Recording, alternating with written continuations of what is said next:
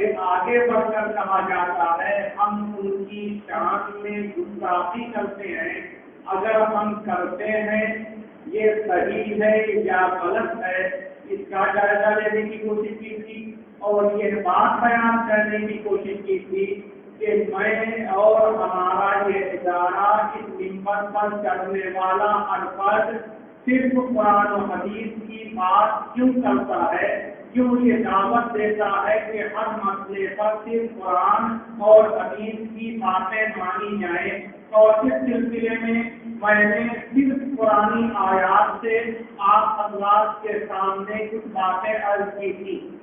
لیکن خود قرآن کریم میں ایک جگہ اللہ تعالیٰ ارشاد فرماتے ہیں وَإِذَا ذُكِّرُوا بِآيَاتِ رَبِّهِمْ، جب اللہ کی آیتوں کا تذکرہ اور حوالہ کیا جائے تو مومنوں کی شان کیا ہے؟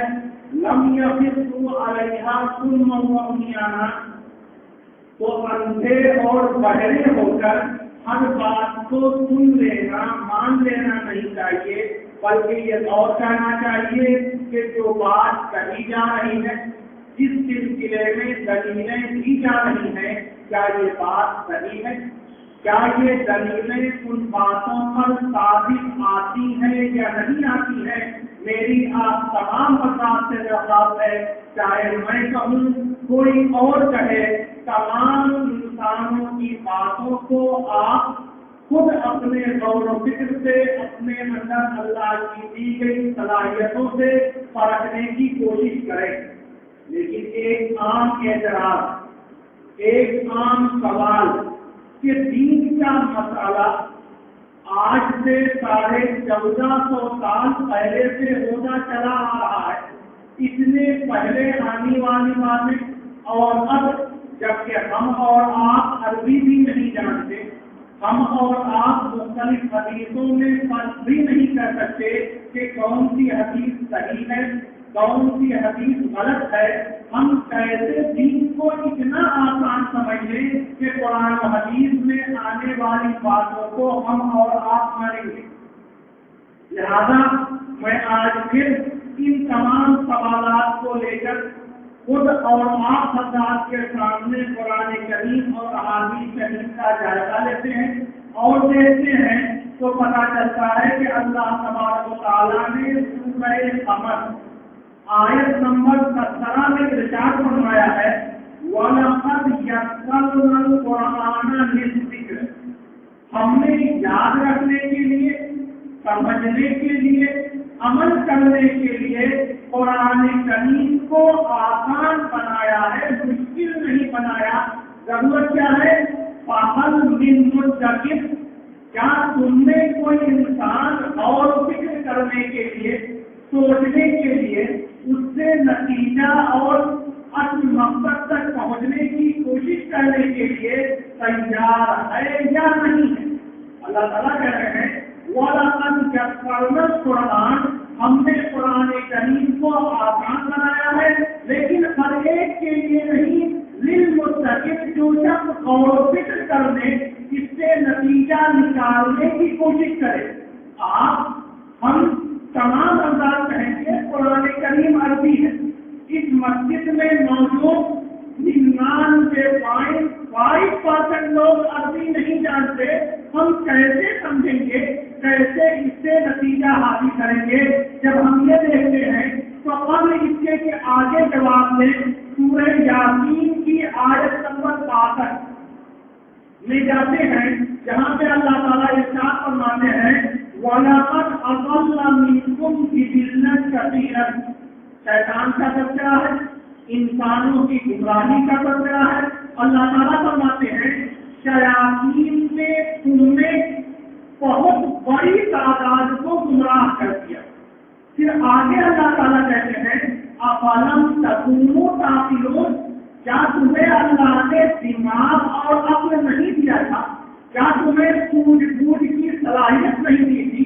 بہت بڑے علم کی ضرورت نہیں، بہت بڑی زبان دانی کی ضرورت نہیں، عربی زبان کی باریکیوں سے واقفیت کی ضرورت نہیں، صرف عقل کو استعمال کرنے، اللہ کی دی گئی وہ نعمت جو عام انسانوں اور دوسرے جانداروں میں فرق کرتا ہے وہ چیز ہے عقل. اس عقل کو استعمال کرنے کی ضرورت ہے اور پھر انشاءاللہ یہ اسلام نبی اکرم صلی اللہ علیہ وسلم کی تعلیمات اور یہ تمام چیزیں آسان ہوتی چلی جائیں گی. یہ میرا دعویٰ ہے. لیکن میں نے ابھی کہا کوئی بھی دعویٰ بغیر دلیل کے، بغیر سمجھے ہوئے، بغیر عقل میں آئے ہوئے نہیں ماننا چاہیے. لہٰذا میں کس کی دلیلیں دیتا ہوں. شعبان المعظم کا وہ عظیم مہینہ چل رہا ہے جس کے اندر بہت ساری فضیلتیں ہیں. نبی اکرم صلی اللہ علیہ وسلم سب سے زیادہ جن مہینوں میں نفلی روزہ رکھا کرتے تھے ان میں شعبان معظم کا مہینہ، اس کی 15ویں شب یعنی کہ لیلۃ النصف من شعبان کی درمیانی شب آنے والی. اور اس سلسلے میں قرآن کریم میں سورہ دخان کی پہلی آیت سے اللہ تبارک و تعالیٰ نے جو کچھ فرمایا ہم اس سے غور کرتے ہیں. اللہ تبارک و تعالیٰ نے ارشاد فرمایا آمین والکتاب المبین. سورہ دخان کی پہلی آیت آمین والکتاب المبین، واضح کتاب کی قسم، انا انزلناہ فی لیلۃ مبارکہ، ہم نے اس کتاب کو ایک مبارک رات میں نازل کیا. انا کنا منذرین، بے شک ہمارا قرآن کریم کے نزول سے مقصد لوگوں کو برائیوں اور اس کے بعد برے انجام اور سزا سے ڈرانا ہے. فیہا یفرق کل امر حکیم، اس عظیم رات کے اندر ہر حکمت سے بھری پوری تمام باتیں فیصل کی جاتی ہیں. امر من عندنا، ہماری جانب سے حکم کے مطابق. انا کنا مرسلین، بے شک ہم پیغمبر بھیجنے والے ہیں. رحمتاً من ربک، آپ کے رب کی طرف سے رحم و کرم کرتے ہوئے. یہ آیت ہے سورہ دخان کی پہلی، دوسری، تیسری. اس کے اندر ہے انا انزلناہ فی لیلۃ مبارکہ، ہم نے قرآن کریم کو ایک مبارک رات میں نازل کیا. اس مبارک رات کے بارے میں ایک تابعی ہے اکرمہ رحمۃ اللہ علیہ. اکرمہ رحمۃ اللہ علیہ کا کہنا ہے کہ لیلۃ مبارکہ سے مراد شعبان کی 15ویں شب ہے. اور اسی بنیاد پر عوام میں مشہور ہو گیا کہ یہ شب برات ہے. شب قدر کا ایک دوسرا حصہ ہے اور دوسرے بہت سارے نام جس کی بنیاد پر آج مسلمانوں کی ایک بڑی تعداد 15 شعبان کو راتوں میں روزہ رکھتی ہے، راتوں کو جگتی ہے، تلاوت کرتی ہے، نمازیں پڑھتی ہے اور دنوں کے اندر روزہ رکھتی ہے.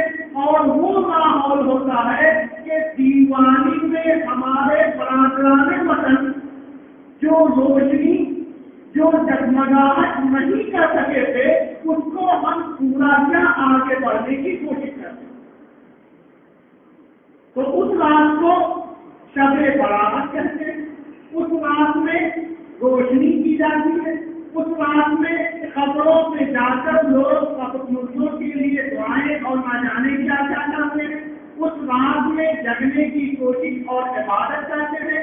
اس رات کے بعد جب دن ہے اس میں روزہ رکھتے ہیں، اچھے سے اچھے کھانے پینے کا اہتمام کرتے ہیں اور اس آیت کو دلیل کے طور پر استعمال کرتے ہیں. میں کہتا ہوں یہ تمام چیزیں صحیح حدیثوں سے ثابت نہیں. یہ تمام چیزیں کرنا غلط. آپ کے ذہن میں سوال آئے گا، آنا چاہیے کہ ہم اکرمہ رحمۃ اللہ علیہ کو تابعی ہیں اور بڑے بڑے علماء کرام کی مختلف باتیں آئی ہیں، ہم اس کو نہ مانیں، آپ کی بات کو مانیں. آپ کہہ رہے ہیں وہ حدیثیں کمزور ہیں، ضعیف ہیں، موضوع ہیں. ان لوگوں نے استدلال کیا ہم آپ کی بات کو کیسے مانیں. میں نے کہا قرآن کو دین کو، اسلام کو اللہ تعالیٰ نے آسان کر کے نازل کیا ہے، بس تھوڑے سے سوجھ بوجھ کی ضرورت ہے، اور اس کے لیے ہم آپ کو کہیں اور نہیں قرآنی آیات ہی میں لے جائیں گے۔ اس کے اندر تھوڑا غور کیجیے گا، دو اہم چیزیں بیان کی گئی۔ اِنَّا أَنزَلْنَاهُ فِي لَيْلَةٍ مُبَارَكَةٍ، ہم نے قرآن کریم کو ایک مبارک رات میں نازل کیا۔ ہم آپ تمام لوگ جانتے ہیں قرآن کریم غار حرا سے نازل ہونا شروع ہوا، اور نبی اکرم صلی اللہ علیہ وسلم کے آخری زندگی تک وقتاً فوقتاً 23 سال کی مدت میں نازل ہوتا رہا۔ لہٰذا یہاں جس نزول کا تذکرہ ہے وہ نزول یہ 23 سالہ نزول نہیں ہے، بلکہ اس سے مراد نزول کی ابتدا کہ قرآن کریم نازل ہونا کب شروع ہوا، قرآن کریم لوح محفوظ سے اللہ تبارک و تعالیٰ نے کب اتارا، وہ رات مراد ہے۔ اور اس آیت کے اندر اللہ تعالیٰ کہہ رہے ہیں اِنَّا أَنزَلْنَاهُ فِي لَيْلَةٍ مُبَارَكَةٍ، ہم نے اسے ایک مبارک رات میں نازل کیا۔ اور یہ معاملہ ایک رات میں پیش آیا، کئی الگ الگ راتوں میں یہ چیز پیش نہیں آئی۔ ہم ابھی اور جگہ نہیں جاتے ہیں، قرآن کریم کی آخری باریکی میں ایک سورت ہے سورہ القدر۔ سورہ القدر جس کے اندر آپ تمام لوگوں نے پڑھا ہوگا، اللہ تعالیٰ فرماتے ہیں اِنَّا أَنزَلْنَاهُ فِي لَيْلَةِ الْقَدْرِ۔ ابھی اللہ تعالیٰ نے کہا تھا کہ لَيْلَةِ الْمُبَارَكَةِ، میں نے ایک مبارک رات میں نازل کیا۔ آج کے اس آیت میں کہہ رہے ہیں میں نے اسے لیلۃ القدر میں نازل کیا۔ لیلۃ القدر خیر من الف شہر، اور لیلۃ القدر کی فضیلت میں کہ 1000 مہینوں سے وہ اکیلی ایک رات زیادہ افضل ہے۔ لہذا ہم اور آپ تمام لوگ قرآن آیت کے حوالے سے جانتے ہیں کہ قرآن کے نزول کی ابتدا لیلۃ القدر میں ہوئی، اور لیلۃ القدر کے بارے میں کسی بندے کو کوئی شبہ نہیں کہ وہ رمضان المبارک میں ہے۔ کب ہے وہ رات؟ رمضان المبارک۔ چلیے آپ کہیں کہ یہاں پر بھی صراحت نہیں ہے، ہم اور آگے جاتے ہیں۔ سورہ انفال میں آیت نمبر 41 میں اللہ تعالیٰ فرماتے ہیں وَاعْلَمُوا أَنَّمَا غَنِمْتُم مِّن شَيْءٍ فَإِنَّ لِلَّهِ خُمُسَهُ وَلِلرَّسُولِ وَلِذِي الْقُرْبَىٰ وَالْيَتَامَىٰ وَالْمَسَاكِينِ وَابْنِ السَّبِيلِ، اور آگے کہہ رہے ہیں إِن كُنتُمْ آمَنتُم بِاللَّهِ وَمَا أَنزَلْنَا عَلَىٰ عَبْدِنَا يَوْمَ الْفُرْقَانِ یوم التقى الجمعان، اگر تم اللہ پر ایمان رکھتے ہو اور اس کتاب پر ایمان رکھتے ہو جو فرقان کے دن نازل کی گئی، اس دن جب مسلمان اور کافروں کے دو لشکر غزوہ بدر میں برسر پیکار ہوئے، جو لوگ بھی اردو، ہندی، انگریزی کوئی بھی زبان جانتے ہیں تمام تاریخ اٹھا کے دیکھ لیں، ہر جگہ وضاحت کے ساتھ ملے گا کہ غزوہ بدر رمضان المبارک کی 17 تاریخ میں پیش آیا، اور جب یہ غزوہ 17 رمضان کو پیش آیا، وہ رات جس میں قرآن کریم نازل کیا گیا وہ بھی رمضان کی رات تھی۔ اور پھر جب ہم سورہ بقرہ کی ایک اور آیت میں جاتے ہیں تو اللہ تعالیٰ اور وضاحت سے کہتے ہیں شہر رمضان الذی انزل فیہ القرآن، ماہ رمضان ہی وہ مہینہ ہے جس کے اندر قرآن کریم کو نازل کیا گیا۔ تو اب پتہ چلا کہ شب برات کے سلسلے میں جو آیت ہے وہ آیت ہم نے آپ کے سامنے 3 آیتیں مزید پیش کی، اس کی روشنی سے بالکل واضح ہو جاتا ہے کہ قرآن کے نزول کی ابتدا، قرآن کے لوح محفوظ سے نزول کی شروعات ایک مبارک رات میں ہوئی۔ لیلۃ القدر کے حوالے سے اس کو لیلۃ القدر کہا جاتا ہے، اور وہ رات رمضان کی رات ہے، شعبان کی یا کسی اور مہینے کی نہیں، جس سے یہ پتا چلا کہ اگر ہم تھوڑے سے سوچ بوجھ کا مظاہرہ کریں تو پتا چل جائے گا وہ رمضان تو قرآن میں قرآن کے ساتھ رمضان کی رات ہے، وہ رات لیلۃ القدر میں ہے، وہ رات اس مہینے میں ہے جس مہینے میں غزوہ بدر پیش آیا، اور جب قرآن کی 3 صریح آیتیں لیلۃ المبارکۃ کی وضاحت کر رہی ہیں تو کیا ہم کہیں اور جائیں اور کیا ان کی ضرورت ہے؟ ہرگز نہیں۔ لیکن اب سوال اٹھتا ہے، ائمہ کرام کی شان بہت عظیم الشان ہے، ان کا مقام بہت بلند ہے، ہماری اور آپ کی، ہم نے پچھلی مسئلے بھی کہا تھا، 1 2 10 20 نہیں، ہزاروں اور لاکھوں افراد جمع ہو جائیں تو ان کے تقوی، دین کے لیے ان کے جذبے، ان کی قد و قامت کا مقابلہ کرنا مشکل ہی نہیں، ناممکن ہے۔ صرف ہم اور آپ چند افراد یہ باتیں کہتے ہیں اور اسے صحیح سمجھتے ہیں، کیا بزرگان دین، علماء کرام، فقہاء کرام اور اولیاء، ان لوگوں نے جو باتیں کہی ہم وہ نہ مانیں، آپ کی بات مانیں؟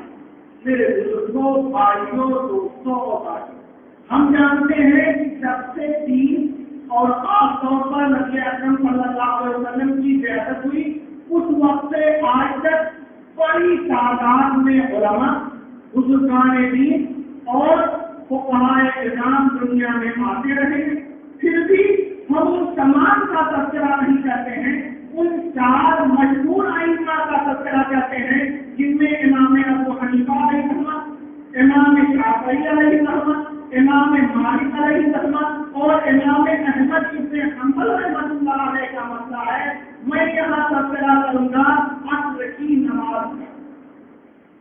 عصر کی نماز جب سایہ 2 مثل ہو جائے، جب سایہ 2 مثل ہو جائے تو امام ابو حنیفہ علیہ السلام کے نزدیک اب عصر کا وقت شروع ہو جائے، لیکن وہیں پر امام مالک، امام شافعی، امام احمد بن حنبل، یہ تینوں جلیل القدر ائمہ، ان تینوں کا کہنا ہے کہ عصر کا وقت ہر چیز کا سایہ یکمثل ہو جائے، اب اس کا وقت شروع ہو گیا۔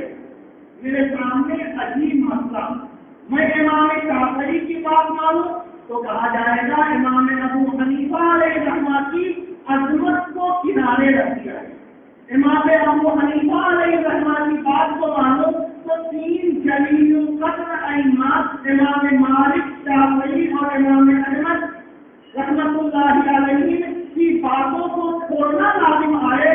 میں کیا کروں کیا نہ کروں، ہم کسی بھی امام کی شان میں گستاخی کا وعدہ نہیں کر سکتے، لہذا نہ ہم امام شافعی، امام مالک اور امام احمد رحمہ اللہ کی بات کو چھوڑیں گے، نہ امام ابو حنیفہ علیہ السلام کی بات کو چھوڑیں گے، اس لیے کہ یہ تمام کے تمام بہت عظیم ہے، ان کا مقابلہ آج کل کے ہزاروں لاکھوں علماء نہیں کر سکتے، لہذا ہم ان میں سے کسی کی بات کو نہیں چھوڑیں گے۔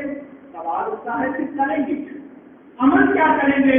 ہم اس کے لیے قرآن کریم کا جائزہ لیں گے، اور جب قرآن کریم میں سورہ نساء آیت نمبر 59 میں جاتے ہیں تو چونکہ یہ دین فطرت ہے، اسلام دین فطرت ہے، وہ دین ہے جس میں ہر فطری سوالات کا جواب دیا گیا ہے۔ لہٰذا سورہ نساء آیت نمبر 59 میں اللہ تعالیٰ نے ارشاد فرمایا، یا ایھا الذین آمنوا، اے ایمان والو، اطیعوا اللہ و اطیعوا الرسول و اولی الامر منکم، اللہ، اس کے رسول اور اولی الامر کی اطاعت کرو۔ اولی الامر سے متعلق بہت سے مفسرین نے کہا ہے اس سے مراد علماء، فقہاء، ائمہ، لیکن آگے ہے فَإِن تَنَازَعْتُمْ فِي شَيْءٍ، اگر کوئی چیز مل جائے کہ دیکھتے امام ابو حنیفہ علیہ السلام کی الگ رائے، امام شافعی علیہ السلام کی الگ رائے، امام مالک اور امام احمد علیہ السلام کی الگ رائے، تو آپ کس کو مانو گے، کس کو چھوڑو گے، کس کی شان میں گستاخی کرو گے، जिसकी कदरदानी का इंकार करोगे, खुद कुरान ने कहा वइन तनाज़अतुम फी शै, अगर किसी चीज में इख्तिलाफ पाओ फरुद्दूहु इलल्लाहि व रसूल, तो अल्लाह और उसके रसूल की तरफ लौटो। और आगे यही नहीं कहा गया इन कुंतुम तुमिनूना बिल्लाह वल यौमिल आखिर, अगर हकीकी माने में अल्लाह और यौम आखिरत पर ईमान है तो यहाँ पर लौटो, कुरानी आयात से मसले से हल की कोशिश करो, हदीसों में तलाश करो और किसी इमाम की शान में गुस्ताखी मत करो, बल्कि इमामों के इमाम, अंबिया के इमाम नबी अकरम हज़रत मोहम्मद मुस्तफा सल्लल्लाहु अलैहि वसल्लम की लाई हुई किताब में जो मिले, उनकी तालीमात में जो मिले वो ले लो।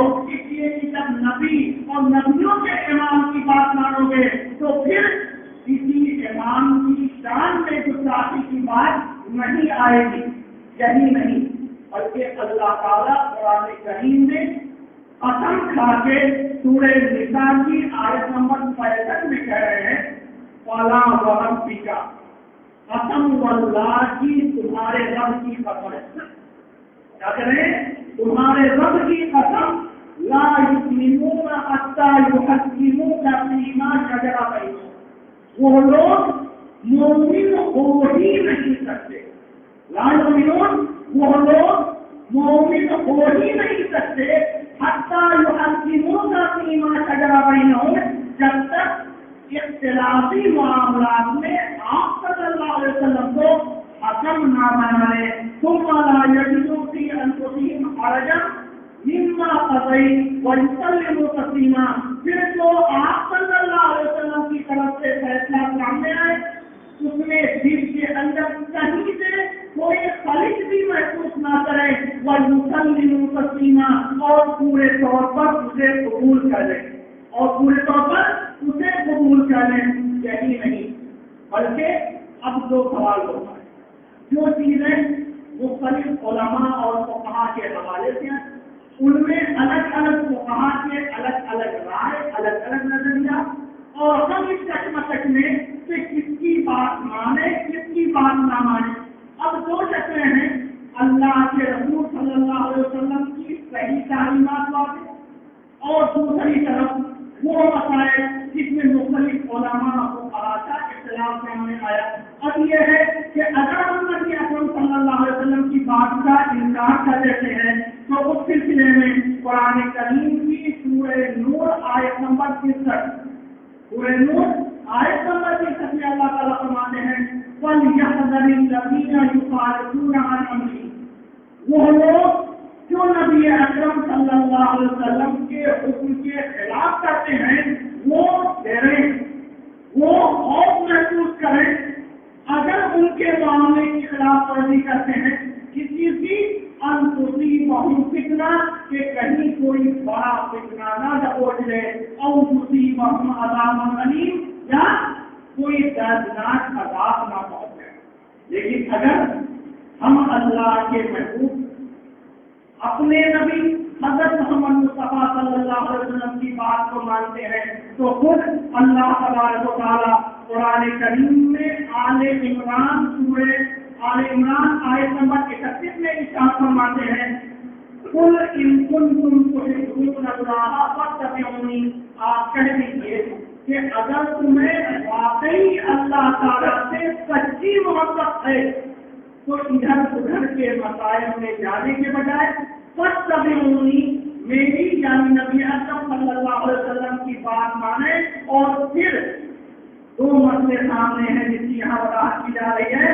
फत्तबिऊनी युहब्बिबकुमुल्लाह, अल्लाह ताला हमको, आपको, आप तमाम लोगों को अपना महबूब बना लेगा, उनसे मोहब्बत करने लगेगा।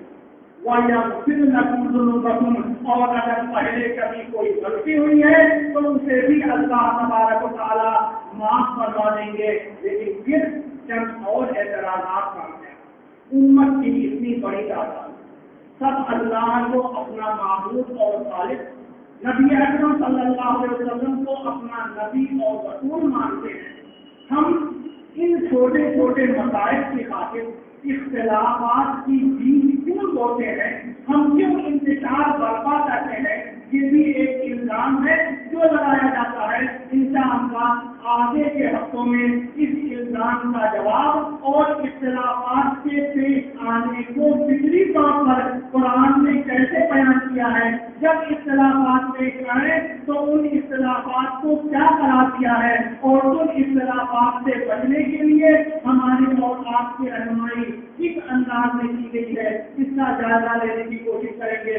لیکن آپ بھی دعا کریں، ہم سب دعا کریں کہ اللہ ہم جو کچھ بھی کہیں اس احساس کے ساتھ کہیں کہ اگر میرے کہنے کی وجہ سے کوئی شخص کوئی بھلائی کر رہا ہے، اس راستے پہ چل پڑ رہا ہے، تو اس کا ثواب بھی ہمیں بھی ملے گا، اور اگر کسی برائی کی جانب میری باتوں کی وجہ سے کوئی چل پڑتا ہے اور وہ بری ہوئی تو اس کا عذاب بھی ملے گا۔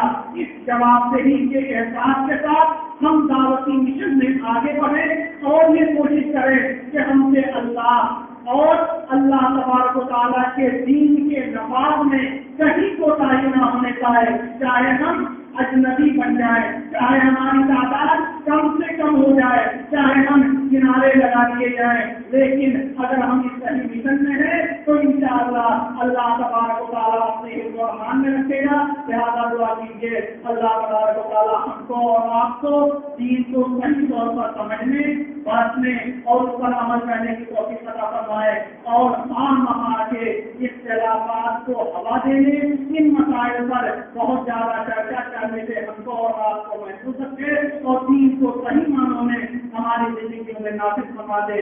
بارک اللہ لنا ولکم فی القرآن العظیم ونفعني وإياكم بما فيه من الآيات والذكر الحكيم۔ أقول قولي هذا وأستغفر الله لي ولكم ولسائر المسلمين فاستغفروه إنه هو الغفور الرحيم۔